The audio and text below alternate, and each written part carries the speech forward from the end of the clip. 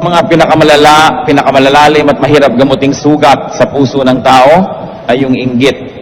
One of the worst human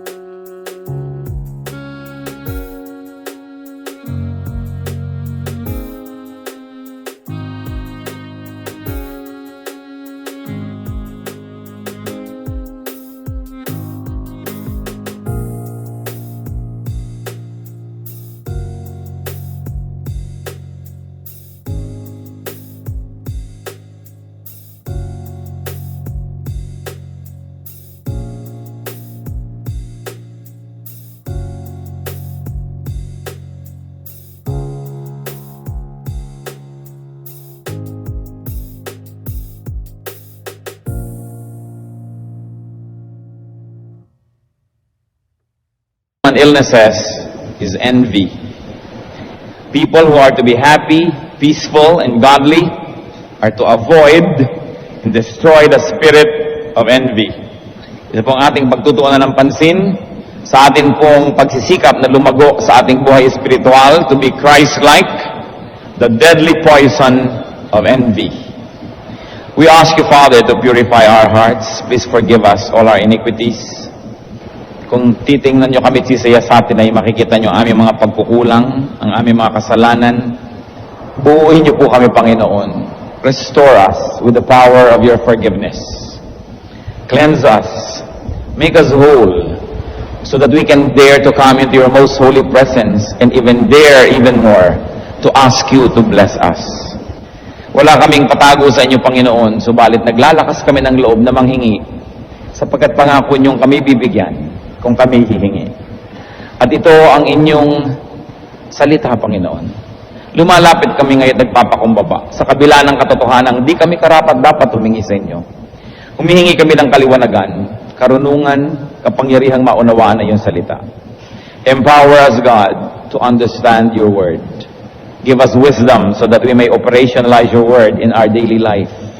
And we pray that we will not only increase in knowledge, that you may actually touch us spiritually, so that as we know you more, we become more and more like your Son, Jesus. So be our speaker, please, O God. Use your servant only as your tool, but speak from your heart, and may your words heal us, change us, empower us.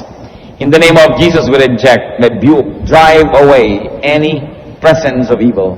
And we frustrate malicious plans of evil men and evil spirits against this assembly and against individuals in this assembly. We ask you, Father, that you may turn this event into a blessing. Lead us. Be our speaker. In the name of Jesus, your Son, our Lord, we pray. Amen. The deadly poison of envy. Meron po ba kayong kilala na mahilig mainggit? O baka pag nananalamin tayo, makikita natin ang ating sarili na tayo man ay mahilig mainggit. The dictionary defines envy as a feeling of grudging admiration and desire to have something possessed by another. Yung paghanga na inis at galit na galit, at pagnanasa sa mga inaangkin at tinatangkilik ng iba. Envy is spite and resentment at seeing the success of another. Pagpuputok ng butse, pagkainis at pagkasuklam, pag nakakakitang merong umaasenso at mayroong nagtatagumpay. Why is envy poisonous? Because envy destroys human relations. Pinakamalakas sumira ng mga relasyon ng tao ang pagkainggit. Diyan nagkakahiwalay ang mga magkapatid, magkamag-anak, magkaibigan, magkasama sa trabaho, sa inggit. Envy is poisonous because envy leads to sinful thoughts, to evil actions. James 3:16, for where you have envy and selfish ambition, there you find disorder and every evil practice. Kapag may inggit, kasunod na ang lahat ng uri ng masasamang mga hangarin, kaguluhan, at pag-aaway-away. Envy is poisonous because envy can result in grave situations, grave punishment, even judgment. Ito pong si Haring Saul, nawalan siya ng kanyang korona dahil sa kanyang inggit kay David. Pati ang pagtatangi ng Diyos ay umalis mula sa kanya sapagkat siya'y naging maiinggitin. Si Miriam, na kapatid ni Moses, nung si Moses ang naging pinuno ng bayan, nung lumaon ay nainggit na rin. At marami na siya mga salita laban sa kanyang sariling kapatid. At sinasabi niya sa mga tao, bakit? Si Moses lang ba ang pinagpala? Si Moses lang ba ang kinakausap ng Diyos? Di ba kami rin? Nalimutan niya na kaya lang nila naririnig ang tinig ng Diyos ay dahil kinakausap ng Diyos si Moses at malapit sila at kumbaga naaambunan na rin sila ng grasya. Mahirap yung mga naaambun-ambunan ng grasya kasi nagkakaroon sila ng kabulagan na sila man ay pinagpala na rin. Kaya kung minsan kung mayroong mga religious groups, may mga churches, sino ang kadalasang nag-uumpisa na lumikha ng gulo para mahati ang church? Yung mga malapit sa leader, yung mga number 2 or number 3 in the organization na naaambun-ambunan din at nag-iisip na rin na sila man ay entitled na rin sa maraming bagay. At nung dahil si Miriam ay naging mainggitin sa kanyang kapatid na si Moses, ano nangyari? Nagkaroon siya ng ketong. She became leprous. Numbers 12 then, when the cloud lifted from above the tent, there stood Miriam, leprous like snow. Aaron turned to her and saw that she had leprosy. And leprosy was the worst disease that could ever visit a person, especially in the olden times when it was incurable. Dahil sa inggit. Dahil sa inggit ng mga religious leaders, kaya nila ipinadakip si Jesus, kaya sila lumikha ng maraming kasinungalingan laban sa Kanya, at kaya kahit ang Panginoong Diyos ay nambuhay na mula sa kamatayan, sinuhulan pa rin ng mga pare at ng mga relihiyoso yung mga bantay na magsinungaling at sabihin hindi nila nakitang bumangon at ninakaw lang ang katawan noong sila ay natutulog. Matthew 28:12-15, when the chief priests had met with the elders and devised a plan, they gave the soldiers a large sum of money, telling them, "You are to say, his disciples came during the night and stole him away while we were asleep. If this report gets to the governor, we will satisfy him and keep you out of trouble." So the soldiers took the money and did as they were instructed. This story has been widely circulated among the Jews to this very day, or to the very day that the book was written. Dahil naiinggit ang mga religious leaders sa ating Panginoon, dahil marami nang nakikinig sa Kanya, hindi na nagpupunta doon sa temple, marami nang lumilipat sa Kanya, sinusundan-sundan siya kahit saan magpunta. Anong ginawa nila?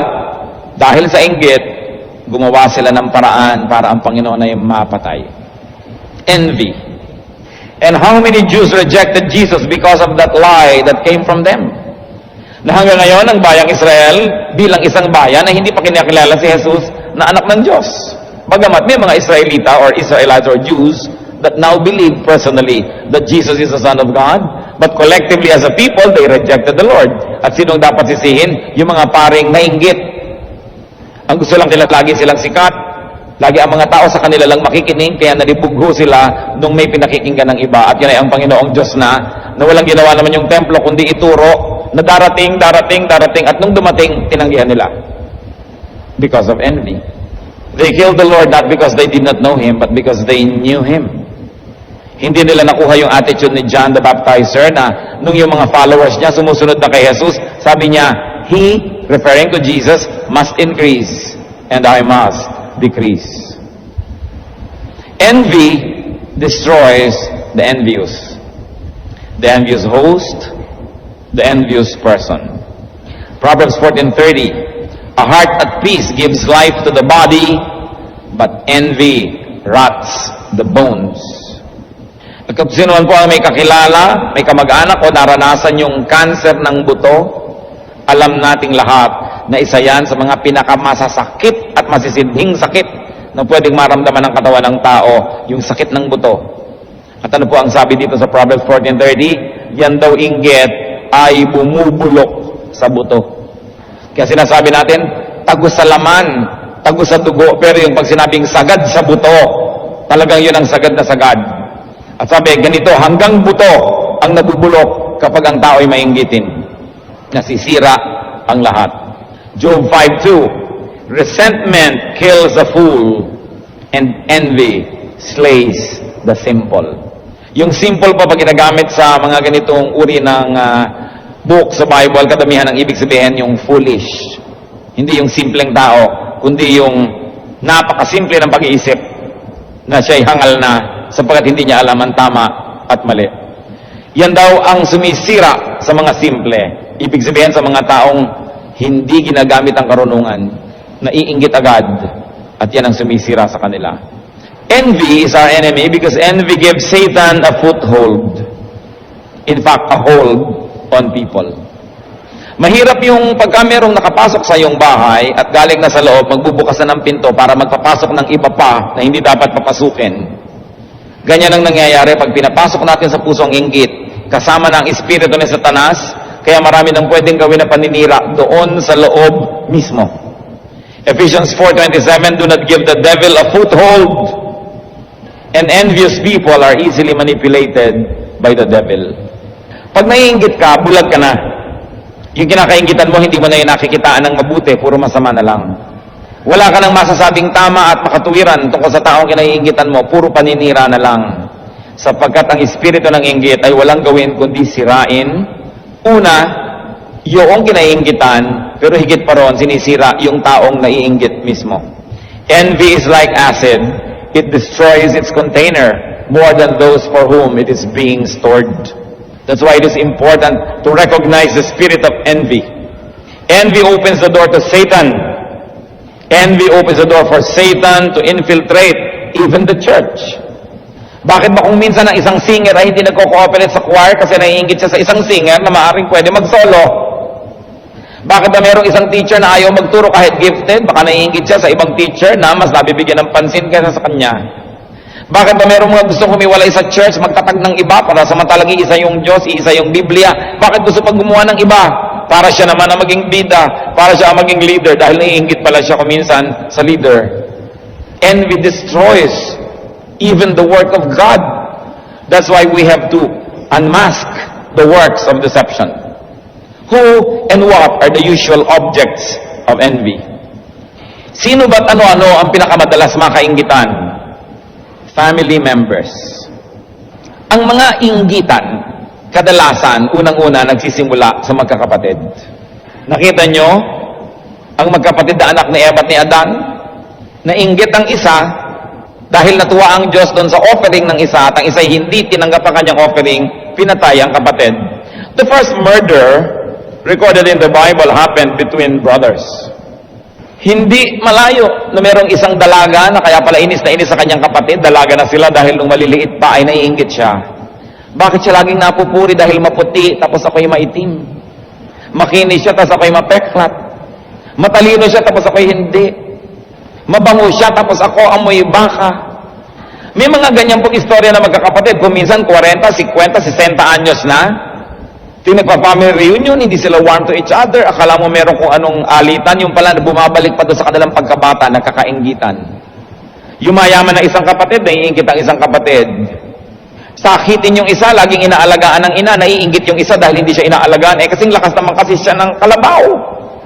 Siyempre, ang mga magulang kung minsan, nabibigyan mo ng mas maraming atensyon yung mas mahina, naiingit naman yung iba. You know, the worst resentment present in human society can be between brothers and sisters. Brothers and brothers, sisters and sisters. Hindi na kailangan lumayo. Ngayon, kung tayong mga Kristiyano na, dapat lagpasan na natin yan. Huwag nyo nang dalhin pa sa inyong pagtanda ang mga inggit-inggitan na noon pa ay namamagitan sa inyong magkakapatid. Bakit yung naghahati ng mangga ang nanay, kanya ang pisngi, akin ang buto? Bumili ka na lang ng maraming mangga ngayon, kainin mo lahat ang pisngi. Maraming mga alitan at mga selos. The usual objects of envy, friends. That's why they say your best friend can become your worst enemy. Akala mo, mga talik na magkaibigan itong dalawang babaeng ito, pero meron palang tahimik na kompetisyon na nangyayari sa kanila. Kung kaninong hikaw ang mas malaki, kung kaninong nobyo ang mas mayaman, kung kaninong bag ang mas kapartner ng sapatos, kung kaninong panyo ang mas maraming burda. Alam nyo mga kapatid, ito hindi ako naubos maisip. Dahil hanggang ngayon nakakakita pa ako nito. Matatalik na magkakaibigan. Although nangyayari sa mga lalaki, pero mas masahol sa mga babae. Magkakaibigan pero nagko-kompetisyon. Nagpapagandahan, nagpapatalinuhan, nagpapatalbugan, pero magkaibigan. Sinasayang yung oras nyo. Sa halip na tumitibay ang pakikipagkaibigan, yung pala ay sinisira lang dahil sa inggit. Siyempre, mas marami siyang manliligaw, tapos ikaw naman laging taga-abot na lang ng sulat. At ngayon hindi na uso ang sulat, lagi kang natatanong ng, ano bang text niya, anong number? Anong number ng cellphone? Tapos ang cellphone mo hindi nahihingi. Tagabigay ka na lang lagi, so may inggit ka ngayon. Kaya yung mga magkakaibigan, nagkakainggitan yan eh. Workmates. Naiinggit ka sa kanya dahil bakit siya ma-ascenso, bakit siya tuwa sa kanya yung mga amo, mga superior, bakit mas maganda ang desk niya, mas maganda ang office niya. Hindi na uubusan ng tao ng iniimbentong dahilan para mainggit. Associates. Kaya napakarami naghihiwalay ng mga associates. Minsan magkakasama yan, law office, si Tekla, Teklo, and Tekling, law offices. Mamaya sila itong maghihiwalay na naman. Associates ang kalaban, mga kaprofesyon. At kung minsan nakakalungkot, among pastors, mga pastor palang nagkakaingit-inggitan. Ay mas marami siyang member, ay mas malaki ang church nila, ay mas maganda ang choir nila. It happens even among spiritual workers. Why? Because Satan is alive and well. Kaya sinasabi, be careful, the devil is like a roaring lion looking for someone to devour. At ito, isa pa, neighbors. Yan ang mag-iinggitan, magkakapit-bahay.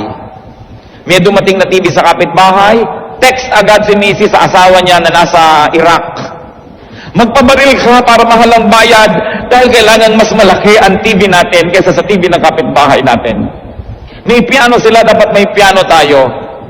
Maganda ang hagdan nila, so palagay tayo ng escalator sa bahay natin. Alam niyo po yung pakikipag-inggitan ng mga magkakapitbahay, napakarami nang naging biktima niyan. Mas maganda ang silya nila, bumili tayo ng magandang silya kahit ang liit-liit ng bahay, yung silya pampalasyo. Hindi ka na makalakad. Wala ka ng lakaran sa lalaki ng silya na pampalasyo. May chandelier ang kapitbahay, mag-chandelier tayo, never mind na bungalow ang bahay natin. Kaya nagkakadauntok-untok sa kanyang mga chandelier. Pakikipagyabangan sa mga kapitbahay. Malakas ang radyo nila, kailangan nating lakasan ang speaker natin. Palakasan, payabangan. People who are close, who are near and proximate to each other, usually are the ones who become envious of each other. Seldom do people become envious of a faraway and a distant star. Usually envy is right where you live, where you work, where you operate. The envious and the candidates of envy can come from your very immediate circle of friends and relatives. Kaya napakasama eh. Pag-aawayan ng mga magkakalapitang loob, paghihiwa-hiwalayin ng magkakamag-anak dahil sa inggit. What are the antidotes to envy? Ano ba ang panlaban natin dito sa sakit na ito? Unang-una, do not covet.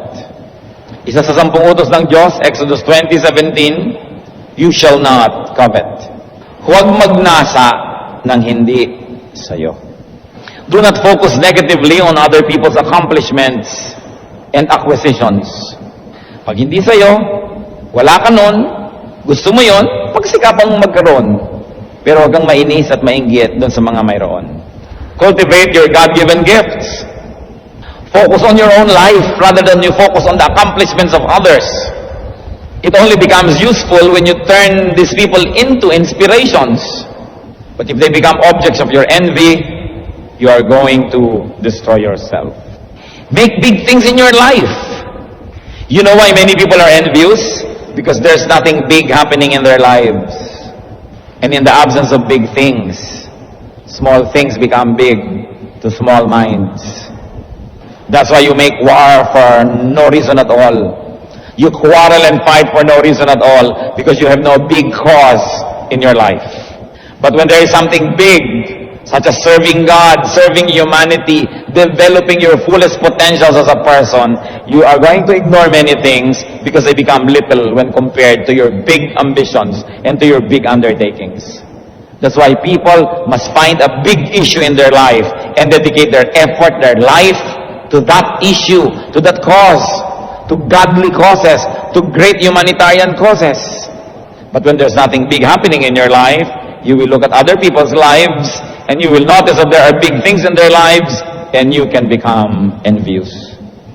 Kailangan asikasuhin mo ang buhay mo, yung binigay sa'yo ng Lord na talent, ang ina-assign sa'yo na gagawin mo dito sa yung daigdig ay gawin para hindi ka maging mainggitin.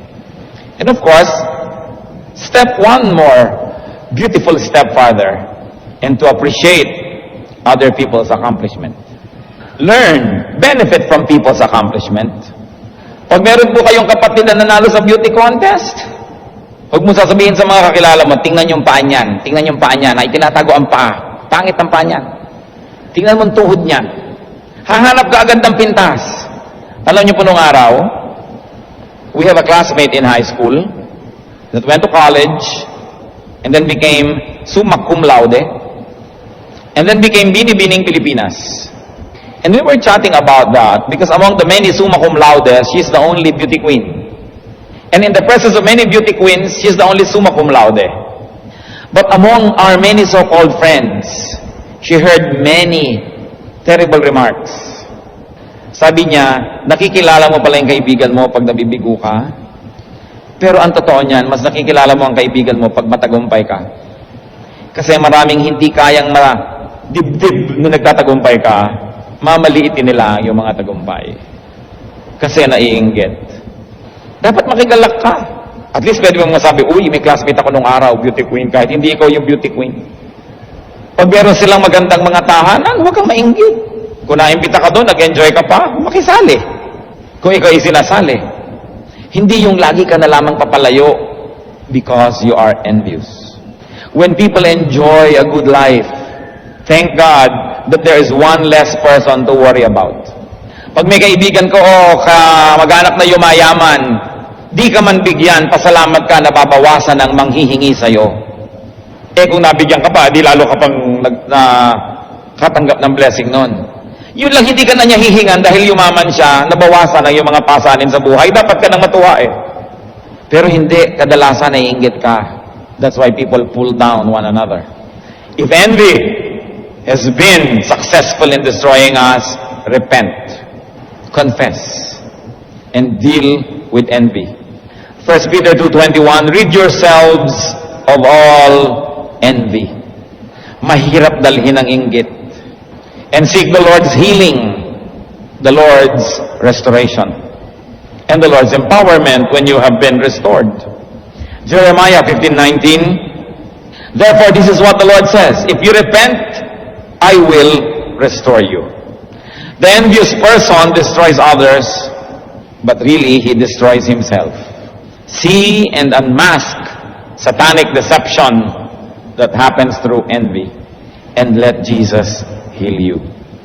Matthew 4:23, Jesus went throughout Galilee, teaching in their synagogues, preaching the good news of the kingdom, and healing every disease and sickness among the people. And I will place envy as one of the top illnesses of the spirit. Napagaling ng Panginoon ang lahat ng uri ng sakit na inilapit sa Kanya. Surely, lalong-lalo naman yung napapagaling yung sakit ng espiritu. And we not only seek forgiveness, but we learn to appreciate, even love, the objects of our envy. Kung mamahalin lang natin yung mga kinakainggitan natin, uunawain natin sila, makikita din natin marami silang mga kabigatang dinadala, marami rin na hirap na hinaharap, mababawas-bawasan ang ating inggit. Now, to the achiever, to the famous, to the rich, be sensitive to other people's feelings. Be kind, be helpful, be as inconspicuous as possible. Kung mayaman ka na, hindi mo naman kailangan ipagsigawan pa. Kung maganda ka na, hindi mo na kailangan pang ipagwagwagan ang kagandahan mo, tapos nai-insecure yung mga nasa paligid mo. Pwede na tayong mag-dress down, mag-tone down, maging tahimik, dahil hindi na natin kailangan patunayan ng anumang bagay. So huwag na nating inggitin pa yung mga pwedeng mainggit. Kung merong pwedeng mainggit sa inyo dahil ang dami-dami yung bag, pwede nyo naman sigurong piliin kung saan nyo ginagamit. Doon na lang sa hindi kayo magiging tampulan ng inggit. Kung marami kayong mga kabuhayan, be quiet. Be kind to those who might be tempted to be envious. Ano pong sabi sa Romans 15, 1-2? We who are strong ought to bear the failings of the weak and not to please ourselves. Each of us should please his neighbor for his good, to build him up. So kung lagi na tayong napapansin, napupuri, pwede naman tayo ngayon ang mambabaligtad niyan at purihin natin at pansinin ng iba. Imbes tanggap tayo ng tanggap ng pansin at papuri, magbigay naman tayo ng pansin at papuri sa iba. At nang sa ganun, mabaligtad ang mga negative feelings that people have. Buti pa siya makapal ang mukha, nananatili sa kanyang gustong panatilihan. Buti pa siya gumagawa ng mali, naging smuggler, naging drug pusher, naging ganito, umasenso tuloy. Sabi po sa Proverbs 24:19-20, do not fret because of evil men, or be envious of the wicked. For the evil man has no future hope, and the lamp of the wicked will be snuffed out. Huwag kainggitan ng masama, kahit sa biglang tingin, mukhang napaganda ang kalagayan niya dahil sa kanyang kasamaan, sapagkat meron siyang araw sa Diyos, at haharap siya sa Diyos. Psalm 49:16-17. Do not be overawed when a man harap sa buhay. Lalo mong asikasuhing maging makadiyos para sa kabilang buhay man lang mahango ka na at makabawi ka. Pero kung nakalubog ka na sa hirap ngayon, tapos sisirain mo pa ang sarili mo sa inggit, sa paggawa ng masama, sa pag-iisip ng masama, sa kabilang buhay nahusgahan ka, hindi, lugi ka na dito, lugi ka pa sa kabila. Kaya nga mas sa tingin mong parang kawawa at kapos at kulang dito sa mundong ito, lalo kang maging makadiyos. Hahanguin ka ni Lord sa iyong mga kahirapan, at kung hindi man masatisfy yung personal standards mo on what comfortable life can be, if you are in the Lord and you die in God's grace, at least you have eternity to enjoy God's goodness with and in. Mahirap na pala yung buhay dito. Sasama ka pa sa mga masasama, di lalo ka nang napahamak sa lalong mas matagal na panahon. Sabi ng Bible, huwag kayo masyadong humanga dyan sa iyong mayaman. Bagamat, hangaan naman natin kung talagang ito ay pagsisikap, talagang pagpapawis, pagbabanat ng buto, di ka hanga-hanga kasi accomplishment. Pero, huwag kang humanga to the point na nabulag ka na at nainggit ka na. Sabi ganun, ang asikasuhin mo yung buhay mo, magpakabadal ka, at nang tumanggap ka ng pagpapala ng Diyos. 1 Peter 12, or rather 2, 1-3, therefore rid yourselves of all malice, and all deceit, hypocrisy, envy, and slander of every kind. Like newborn babies, crave pure spiritual milk, so that by it you may grow up in your salvation, now that you have tasted that the Lord is good. Huwag po tayong palason. Kung nalason na tayo nung araw ng inggit, tama na. Huwag nang ipagpatuloy. And very important, be detoxified, be purified by the forgiving power of God. Baka naman tayo sobrang insensitive to the feelings of the deprived. Kaya mahalaga, yung kapwa mo, binibigyan mo rin siya ng lugar. Sasabihin mo, kaya ko magbihis ng ubod ganda, pero mabawasan ko ng konti, baka may mainggit pa eh. Alang-alang sa mga insecure. Alang-alang sa mga envious, we try to be inconspicuous. Meron ba tayong kinakainggitan? Aming Diyos, salamat po sa paalala niyo. Salamat kung merong mga kasama kaming hindi maiinggitin. Salamat, Panginoon, sa ganong spirit. Subalit sa bawat isa na mainggitin, kahit man lang paminsan-minsang mainggitin pa rin. Mangusap po kayo. Patawarin niyo kami, Panginoon, kung kami naging mainggitin noon. Kung may mga nagawa kaming hindi maganda dahil sa aming inggit. Tingnan niyo po ang aming buhay, ang aming labi, ang aming bibig at aming isip. Kung hanggang ngayon, may dala-dala pa kaming pagiging mainggitin. Sinisiraan ba namin ang gawa o pagkatao ng aming kapwa dahil may inggit pala kami? Naiinis ba kami pag may nagtatagumpay o yumayaman o sumisikat? Nayayamot ba kami sa aming mga kapatid, kamag-anak, kung nalalampasan nila kami sa iba't ibang larangan ng buhay? Panginoon, ano-ano po ang ginagawa namin na ang tunay na ugat lang pala ay inggit?